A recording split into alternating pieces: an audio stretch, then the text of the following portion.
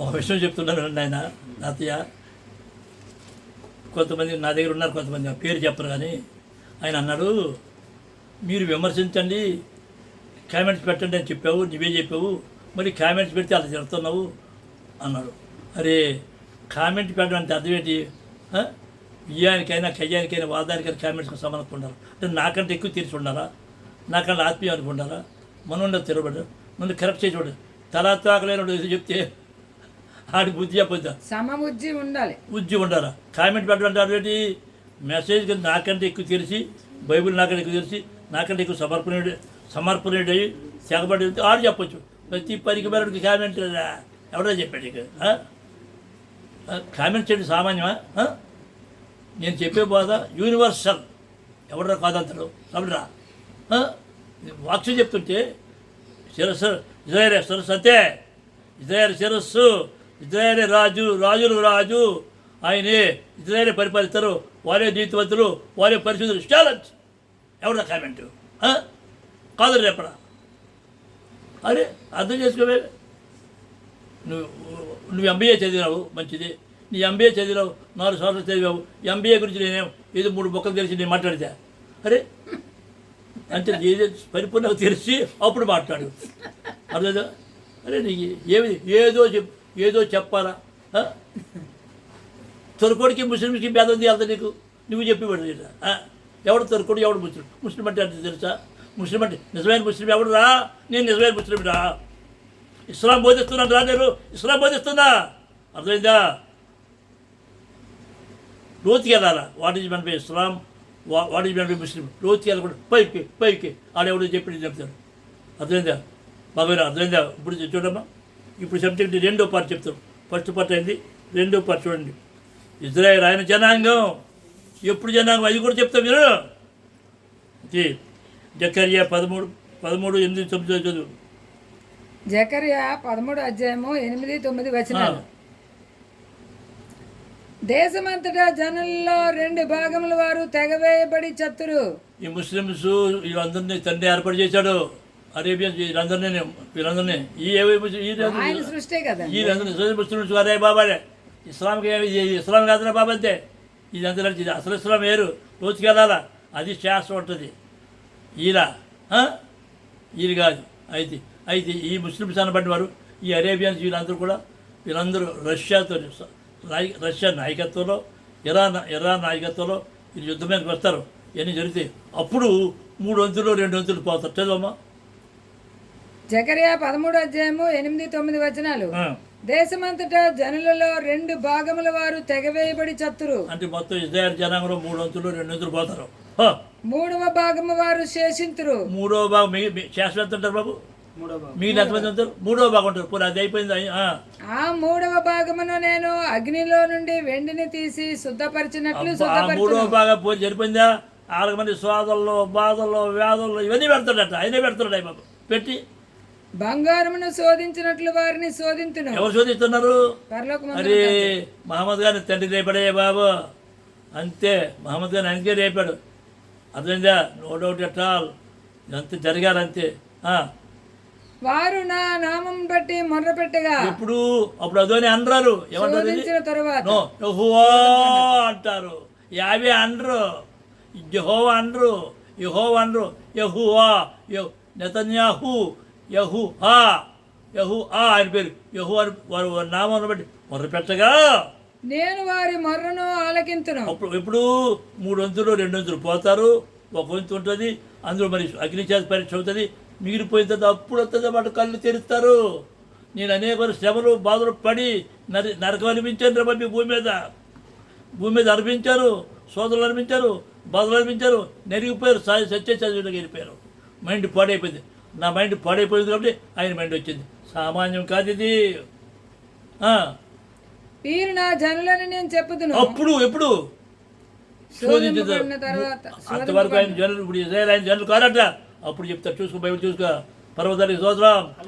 హల్లెలూయా, హల్లెలూయా, హల్లెలూయా. అందులోనే చూడండి, my people అంటాడు. ఇర్మియా 30:3 మై పీపుల్, నా ప్రజలు అంటాడు. అన్నది ఎప్పుడు? ఇప్పుడు కాదా?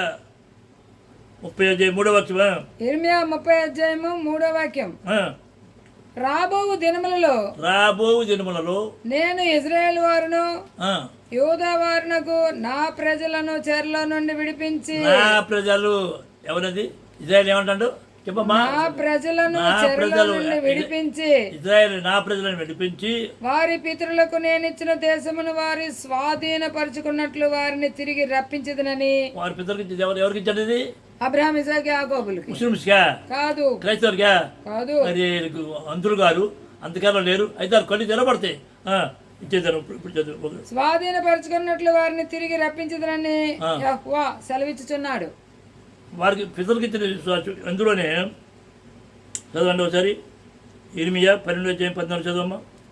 ఇర్మియా 12:14 14 నేను నా జనులైన ఇశ్రాయేలునకు స్వాధీనపరిచిన స్వాస్థ్యము. ఇప్పుడు నా జనులే ఏం చెప్తాడు నా జనులైన ఇజ్రాయేల్ నా జనులు అని చెప్తాడు ఇశ్రాయేలునకు స్వాధీనపరిచిన స్వాస్థ్యము ఆ, ఆక్రమించుకుని దుష్టులకు ఆ, నా పొరుగు వారిని గూర్చి యెహోవా ఇలాగ సెలవిస్తున్నాడు. ఆ, నేను వారి దేశంలో నుండి వారిని పెళ్లగింతును ఆ, మరియు వారి మధ్య నుండి యూదా వారిని పెళ్లగింతును. ఆ. వారిని పెళ్లగించిన తరువాత నేను మరలా వారి ఎళ్ళ జాలి పడుదును. అది పరమతాని స్తోత్రం నా ఇజ్రాయేల్ ఒక్కొక్కని తన స్వాస్థ్యమునకును ఒక్కొక్కని తన దేశమునకును వారిని రప్పింతును. అందరినీ రప్పించేస్తాడు. అది అర్థం చేసుకోరేంటిరా 14-15 ఏమైనా నువ్వే కామెంట్స్ పెట్టబడతాను కామెంట్స్ పెట్టడానికి అర్హత ఉండద్దా తలా తాకలేడు కామెంట్స్ పెట్టడు అరే కామెంట్స్ అంటే ఎవరు పెట్టారా నీకు ఎక్కువ తెలిసి ఉండాలా సమర్థుడై ఉండాలా ప్రతి ఒడు తల తాకలేడు బుద్ధి లేక అది పోలే పర్వతానికి స్తోత్రం. హల్లెలూయా. ఏస్కేలు 30వ 12-23 28 కదా 12:28 చూపించదు. యెహెజ్కేలు 35:12 36వ 12 28 28 కూడా మానవ జాతిని అనగా నా జనులకు ఇశ్రాయేలీలను ఇజ్రాయేల్ ఏమంటాడు నా జనులు ఏమంటాడు నా జనులకు నా జనులకు ఇజ్రాయేలులను నేను మీలో సంచారం చేయించదను. ఇజ్రాయేల్ వచ్చారు కదా 2000 సంవత్సరాలు పోయి మరలా వచ్చారు. ఒక్కసారి ఆలోచించరా కొంచెం ఆలోచించరా ఈ ముస్లిమ్స్కి బుర్ర లేదా ఆలోచించి ఏమిటి ఇదంతా మానవాతీత శక్తి అలా చూడదు ఎందుకు గ్రహించలేదు వాళ్ళు గ్రహింపు ఇవ్వలేదు వాళ్ళకి అందుకనే వాళ్ళు ఎందుకు పుట్టారు వాళ్ళు అదే చేయాలా శోధకరంగా పుట్టారా శోధించారా వేధించారా బాధించారా అప్పుడు అరే తప్పు అయిపోయింది అన్నారు అది రహస్యం. వారు నిన్ను స్వతంత్రించుకొందురు మీరిక మీదట వారిని పుత్రహీనులుగా చేయక వారికి స్వాస్థ్యమగుదురు. ఇదే ప్రభువు యెహోవా వాక్కు. ఏది ఇజ్రాయేల్ దేశానికి స్వాస్థ్యం అయిపోద్ది. 28వ వర్షం చదవమ్మా 36:28 నేను మీ పితరులకు ఇచ్చిన దేశంలో మీరు నివసించదురు. ఏ దేశం ఇది ఎవరికి ఇచ్చారు పాలు ఎవరికి ఇశ్రాయేలుకి మరి ఈ ముస్లిమ్స్ ఏమో లేదు అబ్రహాం ఏమో ఎవరిది పెద్ద కొడుకు ఎవరిది ఇస్మాయిల్ అంటారు. అరే అర్థం చేసుకోరేటయ్యా కనీసం ఆలోచన అరే కనీసం కామన్ సెన్స్ లేదే ఆ సర్టికి కనీసం ఏ సెన్స్ లేదురా ఏ కొట్టో ఈ క్రైస్తవులకి ఏమో బైబిల్ తెలదు ఏది కొట్టు ఒకసారి ఆలోచిస్తే మరి ఏమనుకోవద్దు. ఇస్మాయిల్ పుట్టినప్పుడు 8వ రోజు సున్నత ముందు చెప్పలేదుగా 13 సంవత్సరాలకి 8వ రోజు సున్నత గురించి అప్పుడు నిబంధన చేస్తాడు. ఎప్పుడు అబ్రహాం పేరు ఎప్పుడు మార్చాడు ఇస్మాయిల్కి ఇది చేసిన తర్వాత అందరికి అర్థం చేసుకోండి ఆయన అబ్రహాం పేరు మారింది. అప్పుడే 8వ రోజు సున్నతి చేయాలని చెప్పాడు ఆయన 17 ముందు అబ్రహాం పేరు అబ్రహాంగా మారింది శారా పేరు శారాగా మారింది. ఎప్పుడు ఇస్సాకు 8వ రోజు సున్నతి ముందు అదేగా పేర్లు మారాయి సున్నతి జరిగింది. తర్వాత ఇంకోటి ఇస్సాకి పౌర్ణమి తర్వాత విందు చేయించాడు ఇస్మాయిల్ చేయించాడా అదేం లేదు. తర్వాత ఇస్సాకు భార్య గురించి ప్రత్యేకించి తన స్వకీల దగ్గర పంపించాడు కదా. అవును.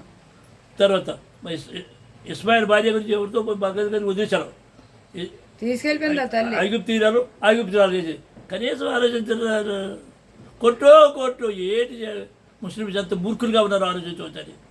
అలాగంటే అలా బాధ వస్తుంది. అరే పెద్ద ఎందుకంటే అడగరు, ఎంత చేస్తా అని అడగరు. మోసే వంటి ప్రవక్త ఏమో మహమ్మద్ అని అంటున్నారు.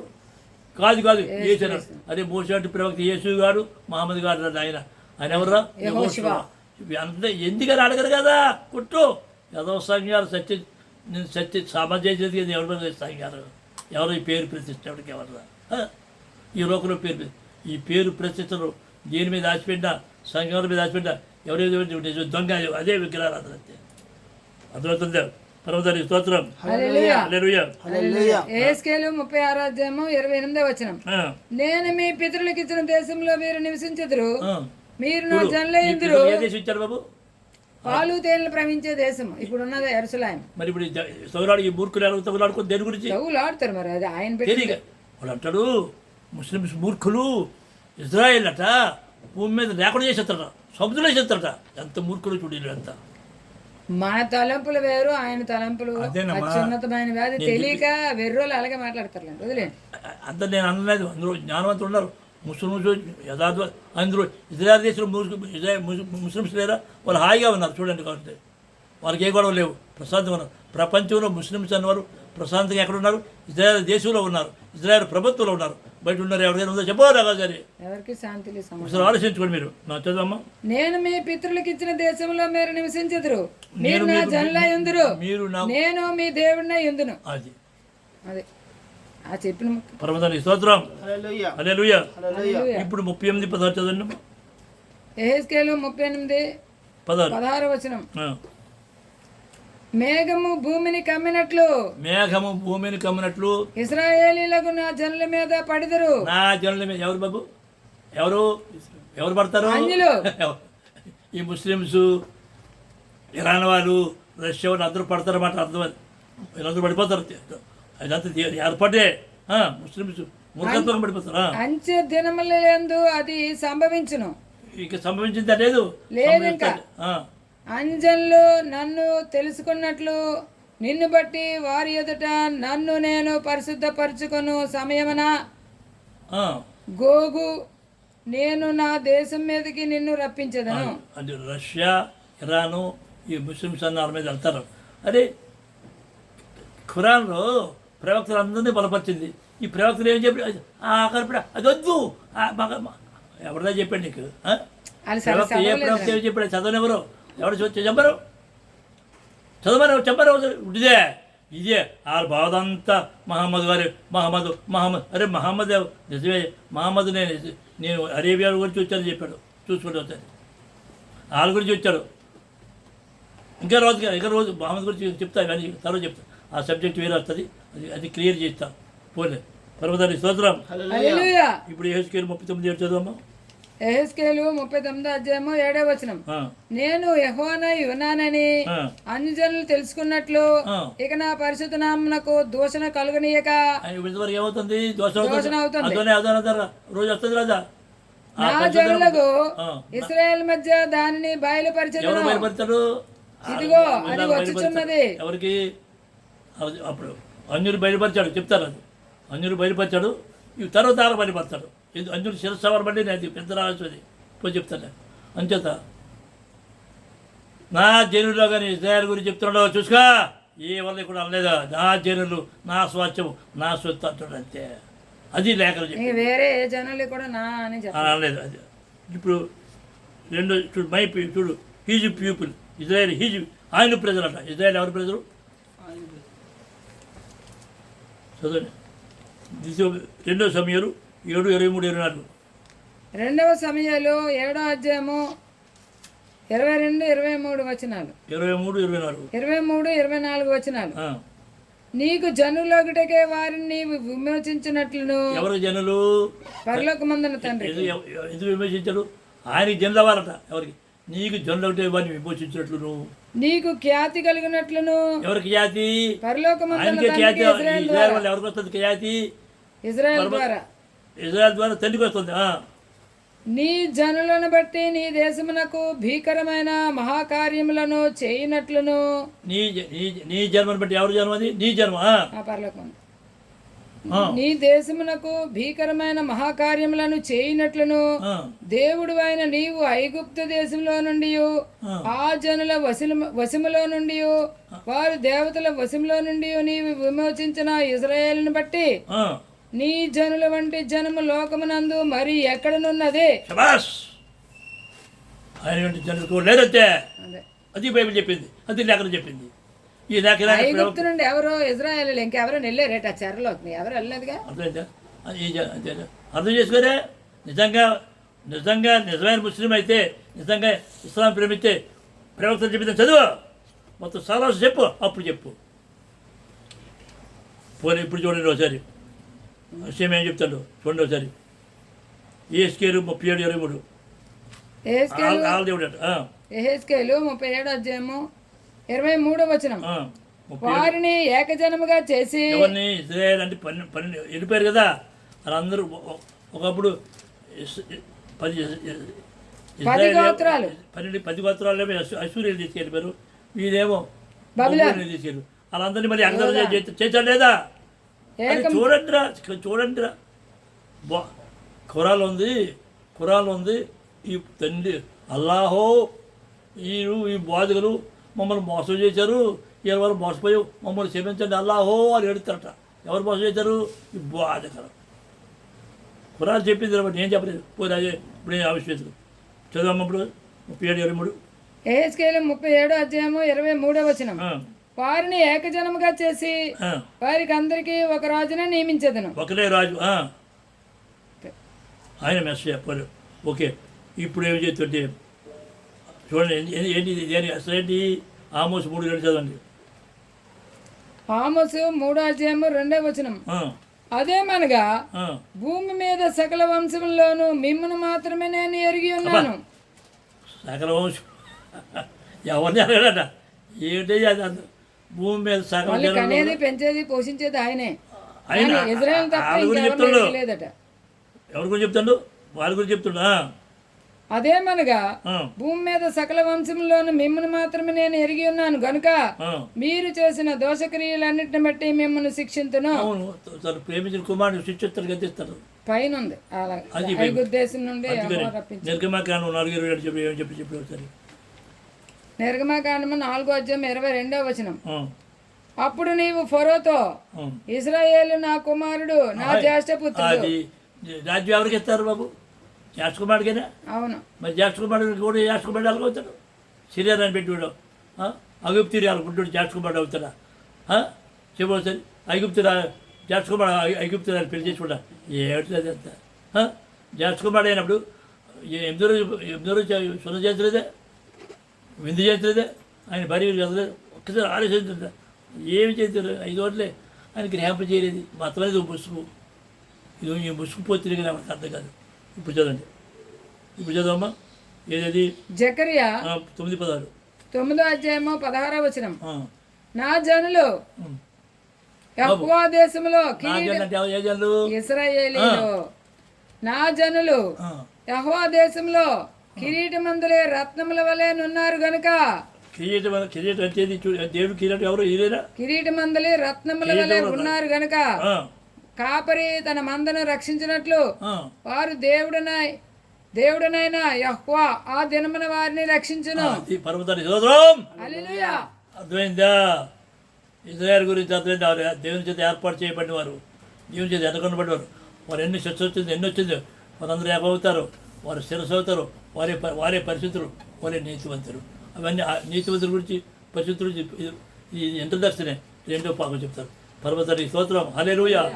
నీతివంతులు అంటే ఏంటి, పరిశుద్ధులు అంటే చెప్తాను. 2వ భాగంలో చెప్తాను, 3వ భాగంలో చెప్తాను. పరలోకం అంటే ఈ వర్తమానం ఫలింపజేయరు కాదు అంటే చెప్తున్నాను. ఆయనలారా మరొకసారి చెప్తున్నా, నాకు ఎవరి మీద కోపద్వేషాలు లేవు. జాలి. మహాభక్తులు ఉన్నారు, ఇస్లాంలో మహాభక్తులు ఉన్నారు, క్రైస్తవులు కానీ వెతకలేదు. వాళ్ళు నమ్మేశారు. వెతకారు. సమస్తము పరిశీలించి మీరేందని చేపట్టారా? మీరు వెతకండి, పూర్ణ హృదయంతో వెతకండి, పూర్ణ మనసుతో వెతకండి, వెతకండి అంటే వెతకడం మానేశారా బాబు? అది వాళ్ళు చేసిన తప్పు. తర్వాత విమర్శ ఎవడో విమర్శ, తల తాగలేడు విమర్శ ఎవడో చెప్పండి. వినా తండ్రి నా మనోనేతలు తెరమని చెప్పి అడుగో. తండ్రి ఏంటి పెద్ద అని ఎలా చెప్తాడు? పెద్ద యొక్క జ్ఞానం ఉన్నదట, పెద్ద వివేకం ఉంది, అనుభవం ఉంది, ఆత్మీయ అనుభవం ఉంది. చెప్తున్నాను కదా, పరలోకమైన తండ్రి నాకు తీర్పని. నీవెవడు తీర్పని? నీవెవడు? తప్పకుండా ప్రొఫెసర్ ఎఫ్రాయిమ్ మెసేజెస్ కొట్టండి. PROF .Ephraim EPHRAYIM messages MESSAGES messages కొట్టా. మొత్తం వినకుండా ఎవడన్నా తీర్పు తీరుతాడు. తాతయ్య మరేం కాదు. ఎందుకంటే నా ఆశ ఏమిటంటే మనందరికీ కూడా ఆ పరలోక తండ్రికి సాక్షులుగా ఉండాలి. అన్యులు పెట్టి చూస్తున్నాం మనం. వీళ్ళారా, ఆయన అన్యాయస్తుడు కాడు, ఆయన సర్వచర్యలకు దేవుడు, సర్వానికి. కానీ అయితే మొదటి వారు కడపటి వారు అయిపోతారు. మొదటి వారు ఎవరు? ఇజ్రాయేలు. కడపటి వారు అన్యులు మరి శిరస్సు అయిపోతారు. వారికి అది జ్యేష్ఠ కుమారుడు, చెను తెప్పని కుమారుడు వేరు. తెప్పని కుమారుడికి ఉంగరం ఉంది. అసలు కుమారుడికి ఏముంది? ముద్రగల ఉంగరం ఉంది. ఇవన్నీ చెప్తారు, వినండి. కామెంట్స్ ఏమి తప్పు చెప్తాడా అని ఆలోచిస్తే నీకెప్పుడు అర్థమవుతుందా? చెప్పి లేఖనాలు సార్ చెప్పి పరిశీలించగా ఎక్కడ దొరుకుతాడా, ఎక్కడ చూసేస్తాను, ఎవరిని చూసేస్తాను నేను, నాకేం పెద్ద. ఆయన అందరినీ ప్రేమిస్తాడు, నేను అందరినీ ప్రేమిస్తున్నాను. ముస్లిమ్స్ని ప్రేమిస్తున్నాను, క్రైస్తవుని ప్రేమిస్తున్నాను, ఇజ్రాయేల్ ప్రేమిస్తున్నాను. అందరూ ఆయన జనులే. అయితే అందులోనూ అన్ని ఇజ్రాయేల్లోనూ ఉన్నారు, ముస్లిమ్స్లో ఉన్నారు, అందులోనూ ఉన్నారు, శరీరంలో ఉన్నారు, నక్షత్రాలు ఉన్నాయి, ఇసుకరేణులు ఉన్నాయి. ఓకే, చదవమ్మా. అన్యుల కారము 1:11 చదవమ్మా. మలాకి 1:11 మలాకి 1:11 చదవమ్మా. తూర్పు దిశ మొదలుకొని పడమటి దిశ వరకు, అన్యజనులలో నా నామము, ఎవరు? ఆయన నామం ఘనముగా ఎంచబడును. అంటే అన్యజనులకు తెలుస్తుందా? తెలుస్తుందండి. సకల స్థలములలో, అంటే అన్యజనులకు స్థలం ఉండాలా? ఇప్పుడు అవన్నీ స్థలం చెప్తాను. ఒక నామానికి ఒక స్థలం ఏర్పాటు చేసే స్థలం ఉండాలి. సకల స్థలములలో అంటే అన్యజనులు ఉన్న స్థలం. అసలు స్థలం ఏది? యెరూషలేములో ఉంది. ఆయా దేశాల్లో ఆయా భాషలు మాట్లాడే స్థలాలు ఉంటాయి. ఆ స్థలాలు మెయిన్. సకల స్థలములలో ధూపమును పవిత్రమైన అర్పణీయును అర్పింపబడును. చాలు. ఇప్పుడు 14 చదవమ్మా.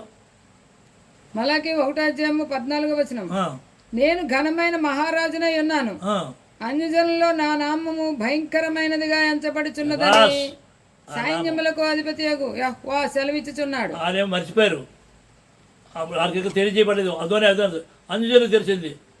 కాబట్టి అన్యజనుల వల్ల వారికి రోషం వస్తుంది. అన్యజనుల వల్ల రోషం వస్తుంది. ఈనాడు రబ్బీలకు అందుకాలో ఉన్నారని చెప్పడం సామాన్యమా?